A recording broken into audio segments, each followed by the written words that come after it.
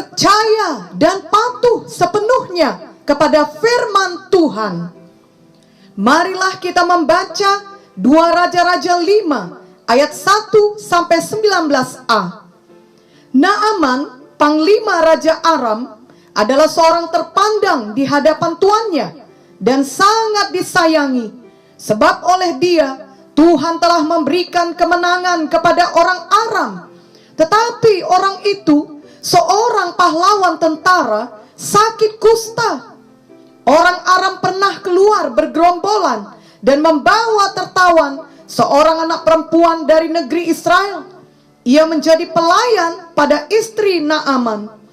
Berkatalah gadis itu kepada nyonyanya, sekiranya tuanku menghadap nabi yang di Samaria itu, maka tentulah nabi itu akan menyembuhkan dia dari penyakitnya. Lalu pergilah Naaman memberitahukan kepada tuannya, katanya, begini-beginilah dikatakan oleh gadis yang dari negeri Israel itu. Maka jawab Raja Aram, baik, pergilah, dan aku akan mengirim surat kepada Raja Israel. Lalu pergilah Naaman dan membawa sebagai persembahan 10 talenta perak dan 6.000 shikal emas dan 10 potong pakaian.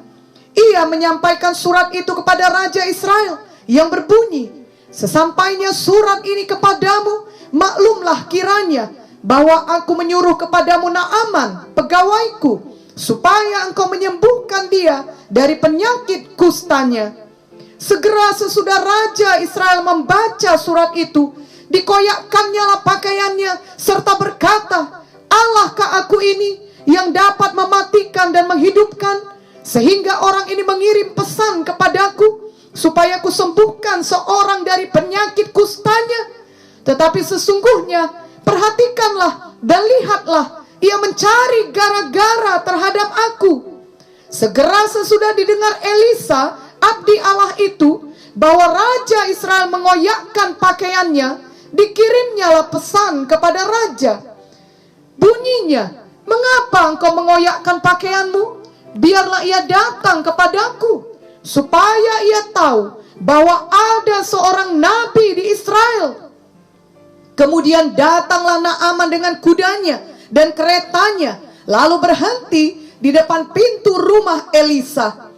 Elisa menyuruh seorang suruhan kepadanya mengatakan, pergilah mandi 7 kali dalam sungai Yordan, maka tubuhmu akan pulih kembali sehingga engkau menjadi tahir.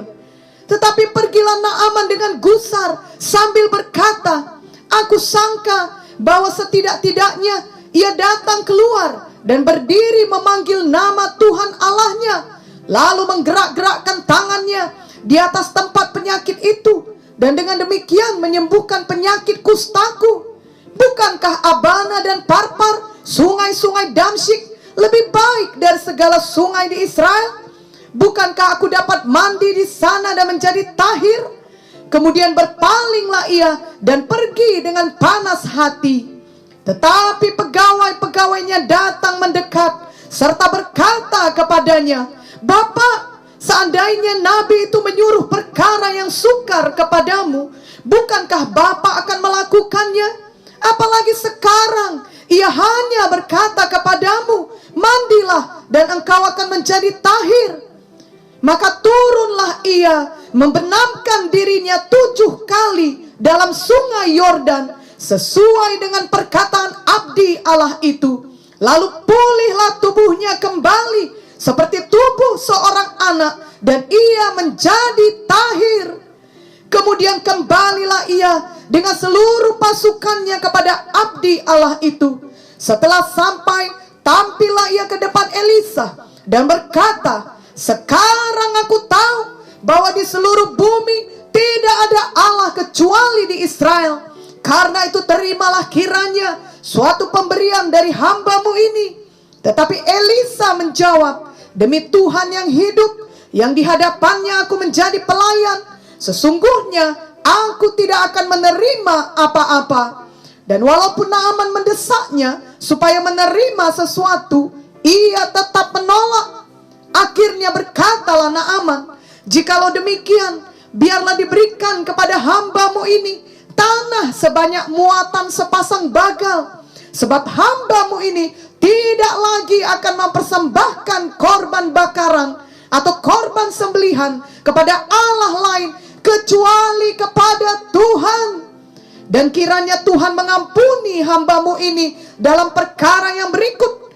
Apabila tuanku masuk ke kuil Rimon untuk sujud menyembah di sana, dan aku menjadi pengapitnya, sehingga aku harus ikut sujud menyembah dalam kuil Rimon itu, kiranya Tuhan mengampuni hamba-Mu ini dalam hal itu. Maka berkatalah Elisa kepadanya, pergilah dengan selamat. Jadi dari ayat di atas kita mengerti bahwa Naaman adalah seorang yang begitu penting dan berkuasa. Namun sesungguhnya dia ada di dalam penderitaan yang besar.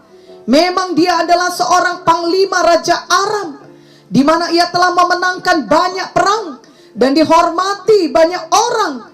Tentunya sebagai seorang panglima, Naaman adalah seorang pemberani, orang yang sudah terlatih dalam ilmu perang, dan orang yang disiplin.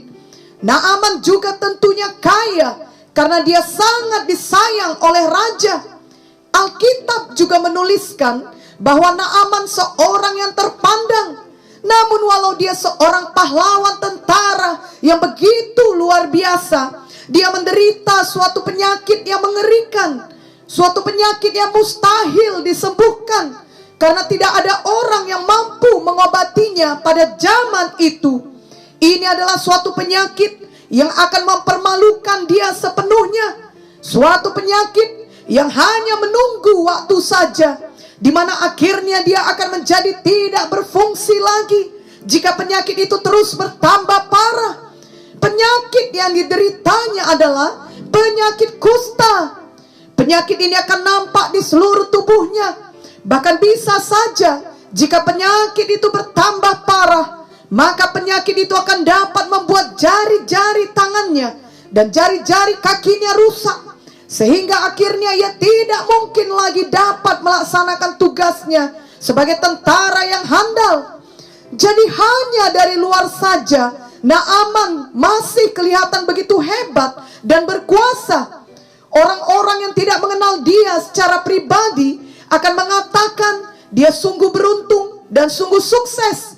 Namun dia sendiri beserta istrinya yang mengenal dia, dan seorang gadis Israel yang ditawan dan bekerja di rumahnya, mengetahui keadaan yang sebenarnya, yakni hanya menunggu waktu saja, maka Naaman akhirnya akan mengalami penyakit kusta yang bertambah parah, yang akan merenggut semua kehormatannya. Syukurlah gadis Israel di rumah Naaman bersaksi kepada istrinya, yang kemudian menyampaikan kepadanya bahwa ada seorang nabi Tuhan yang dapat mengadakan mujizat.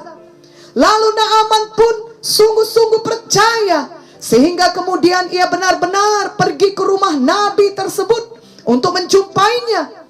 Namun rupanya Nabi Elisa tidak melakukan apa yang dikehendaki Naaman. Naaman menghendaki Nabi Elisa untuk datang menemui dia secara pribadi, lalu berdoa kepada Tuhan dan menggerak-gerakkan tangannya di atas Naaman sehingga penyakitnya itu sembuh.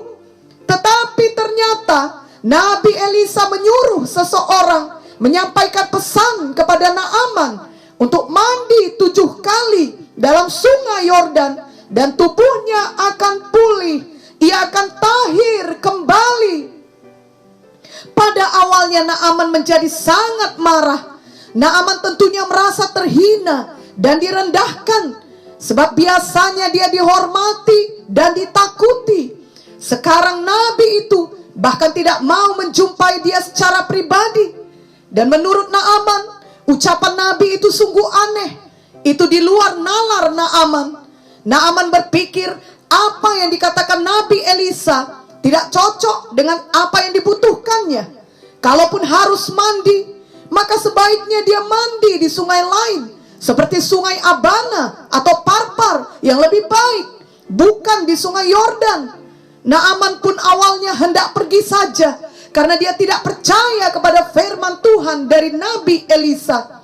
Kalau seandainya saat itu dia pergi saja, maka tentulah Naaman tidak akan pernah mendapatkan mujizat kesembuhan yang dibutuhkannya. Tetapi syukurlah pada akhirnya Naaman mau mendengarkan nasihat pegawai-pegawainya untuk mematuhi apa yang dikatakan firman Tuhan melalui Nabi Elisa. Walau bertentangan dengan nalarnya, Naaman mau merendahkan dirinya. Naaman akhirnya benar-benar percaya dan patuh sepenuhnya kepada apa yang dikatakan Nabi Elisa, dan dia benar-benar sembuh. Kulitnya putih seperti kulit seorang anak. Jadi mujizat terjadi saat kita mau merendahkan diri untuk percaya dan patuh sepenuhnya kepada firman Tuhan. Mungkin saja keadaan kita saat ini berbeda dengan Naaman, di mana kita bukanlah seorang yang kaya atau berkuasa. Sebaliknya, kita seorang yang mengalami banyak kekurangan dan kita hidup sebagai bawahan. Namun siapapun kita, Tuhan Yesus mengasihi kita dan selalu mau menolong kita.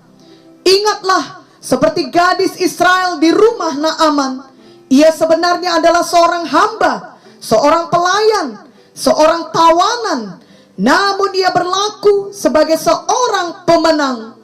Walau kelihatannya nasibnya sangat sial, di mana ia ditawan oleh bangsa lain dan diharuskan menjadi seperti budak bagi mereka, namun di dalam hatinya dan di dalam pikirannya, ia bukan seorang yang sial. Ia mengerti bahwa Tuhan tidak pernah meninggalkannya. Maka gadis Israel ini memakai kesempatan untuk menjadi terang bagi Naaman. Ia memberitakan kabar baik. Ia menjadi saksi Tuhan. Tentulah selama ini gadis Israel tersebut berlaku baik kepada majikannya. Tentulah ia bekerja dengan rajin dan jujur. Dan tentulah ia bukan seorang pemalas atau pencuri. Sehingga ketika ia bercerita tentang Nabi Tuhan, maka majikannya atau nyonyanya mau mendengarkannya, bahkan mempercayainya, dan kemudian menyampaikan kesaksiannya kepada suaminya Naaman. Secara nalar manusia biasa, seharusnya gadis Israel ini membenci majikannya tersebut karena ia menjadi tawanan di sana di luar kehendaknya. Namun gadis ini percaya dan patuh sepenuhnya kepada Tuhan. Inilah yang harus kita teladani. Gadis ini percaya bahwa Tuhan tetap memimpin hidupnya. Walau ia menjadi tawanan, ia tetap percaya bahwa hal itu tidak di luar kendali Tuhan.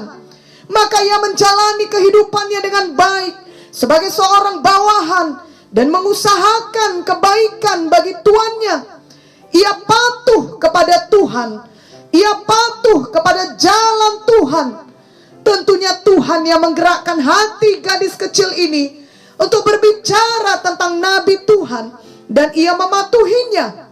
Itu sebabnya Tuhan dapat memakai hidupnya untuk membuat dampak yang sangat besar. Ia mendatangkan keselamatan dan kesembuhan kepada majikannya Naaman. Kita pun dapat menjadi seperti gadis kecil ini. Walau kita hanya bawahan, mari menjadi bawahan yang baik. Janganlah kita berbuat jahat kepada atasan kita. Mari patuhi dorongan Roh Kudus di dalam hati kita selalu. Maka kiranya kita dapat menjadi terang bagi atasan kita. 1 Korintus 1 ayat 26 sampai 29 berkata, ingat saja saudara-saudara, bagaimana keadaan kamu ketika kamu dipanggil. Menurut ukuran manusia, tidak banyak orang yang bijak, tidak banyak orang yang berpengaruh, tidak banyak orang yang terpandang. Tetapi apa yang bodoh bagi dunia dipilih Allah untuk memalukan orang-orang yang berhikmat. Dan apa yang lemah bagi dunia dipilih Allah untuk memalukan apa yang kuat dan apa yang tidak terpandang dan yang hina bagi dunia dipilih Allah. Bahkan apa yang tidak berarti dipilih Allah untuk meniadakan apa yang berarti, supaya jangan ada seorang manusia pun yang memegahkan diri di hadapan Allah. Di sisi lain, mungkin juga kita seperti Naaman. Orang-orang berpikir bahwa kita orang yang paling beruntung, paling berbahagia, dan paling sukses. Sebab dari luar kita kelihatan baik-baik saja. Mungkin kita adalah orang yang sangat kaya, atau sangat terpelajar, atau bahkan seorang pahlawan dalam keluarga kita. Seperti Naaman adalah pahlawan untuk bangsanya. Tetapi sebenarnya jauh di lubuk hati kita yang terdalam, kita tahu bahwa kita sangat menderita. Kita dikuasai penyakit tubuh yang sangat parah, atau kita diikat oleh kesedihan dan kekhawatiran. Kita dibelenggu oleh pikiran kita yang negatif, oleh ketakutan, oleh kebiasaan buruk, atau bahkan diikat oleh narkoba, dosa kenajisan, atau dosa lainnya. Kita tahu hanya menunggu waktu saja di mana semuanya akan bertambah buruk. Kita tidak mau semua hal buruk itu diketahui oleh siapapun. Sama seperti Naaman, tentunya tidak mau kustanya diketahui oleh orang lain. Namun akhirnya di suatu waktu, bila tidak ada mujizat yang menyelamatkannya, maka akan ketahuan juga. Dan pada saat itulah Naaman akan kehilangan semua kehormatannya. Naaman sebenarnya menderita setiap hari dan hanya menunggu akhir yang buruk saja. Kita tidak mau hal yang sama terjadi kepada kita. Dan sama seperti Naaman, di mana kemudian ada seorang gadis bercerita bahwa mujizat masih ada. Maka hari ini kabar baik diberitakan kepada kita, yakni di dalam Tuhan Yesus ada keselamatan dan ada kesembuhan. Tuhan Yesus adalah Tuhan yang mengasihi kita. Ia telah mati untuk menebus kita dari dosa-dosa kita. Ia telah berbilur-bilur untuk kesembuhan kita. Ia telah memberikan Roh Kudus-Nya bagi kita yang percaya padanya, untuk memimpin kita, mengajari kita, dan menghibur kita. Namun kita harus mau merendahkan diri seperti Naaman.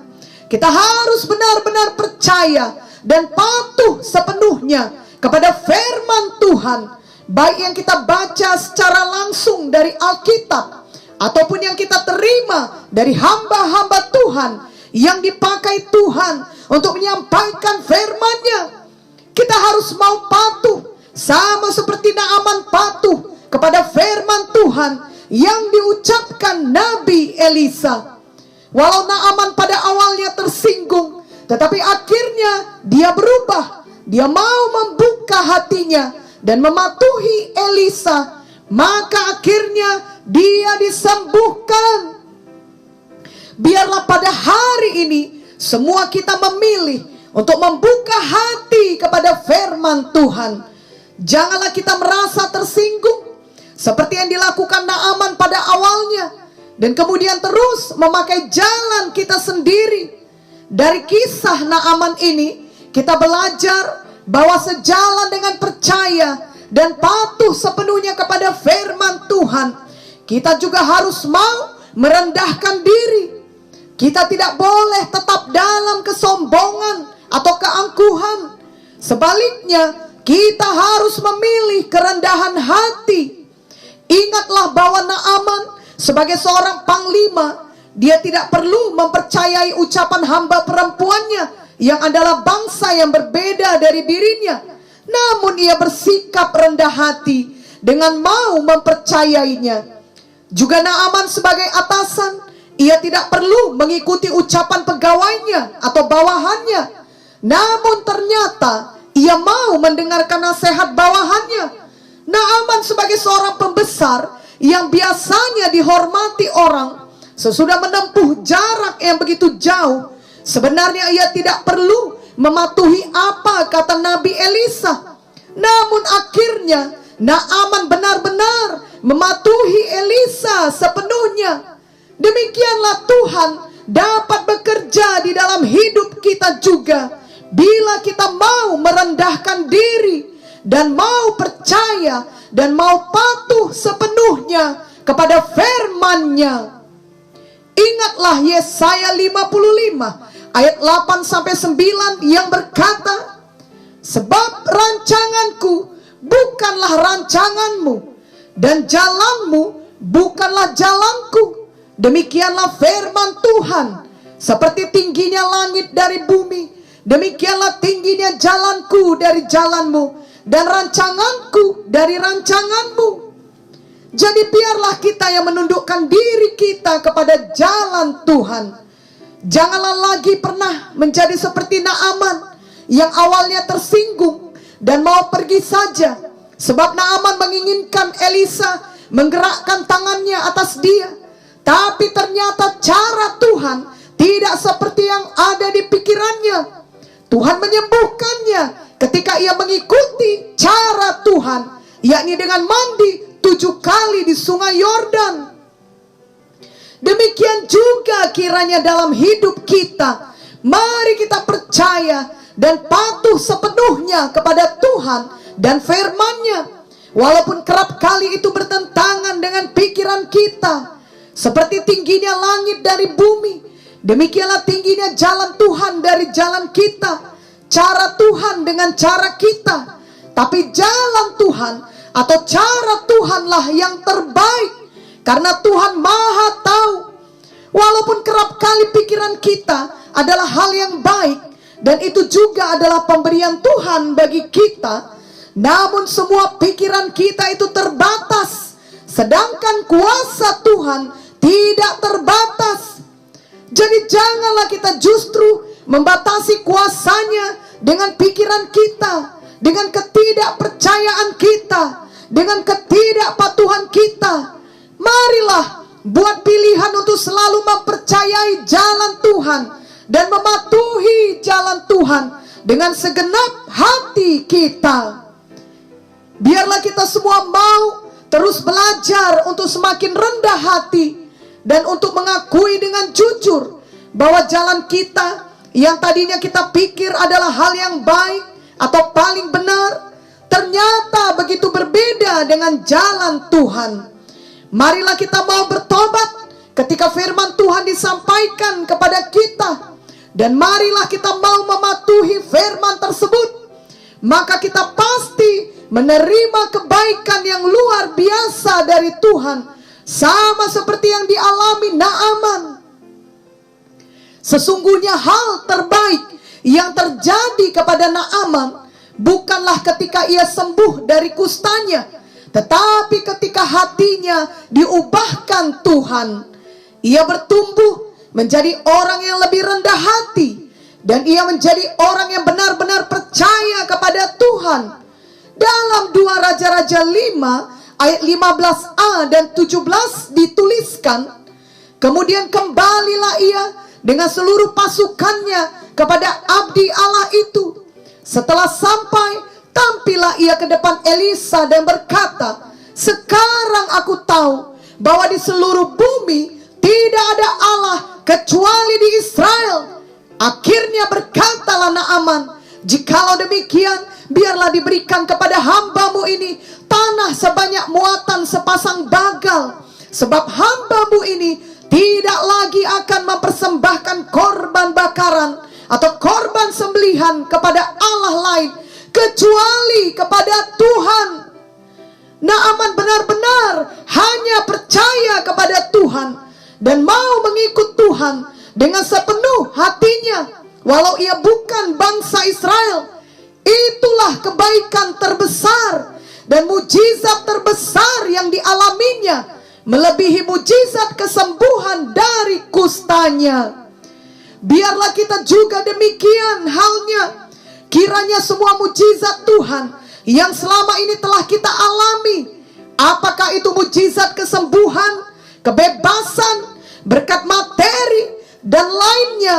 Biarlah semua itu tidak berhenti di sana, melainkan memberikan kebaikan yang lebih besar lagi, di mana kita mengalami perubahan di dalam hati kita, sama seperti Naaman, yakni kita semakin rendah hati. Kita sungguh-sungguh menjadikan Tuhan Yesus sebagai Tuhan dalam hidup kita setiap hari. Biarlah kita semua semakin mengasihi Tuhan Yesus, semakin mengandalkan Tuhan Yesus, semakin mempercayai dan mematuhi sepenuhnya Tuhan Yesus di dalam hidup kita. Ingatlah lagu rohani yang berbunyi,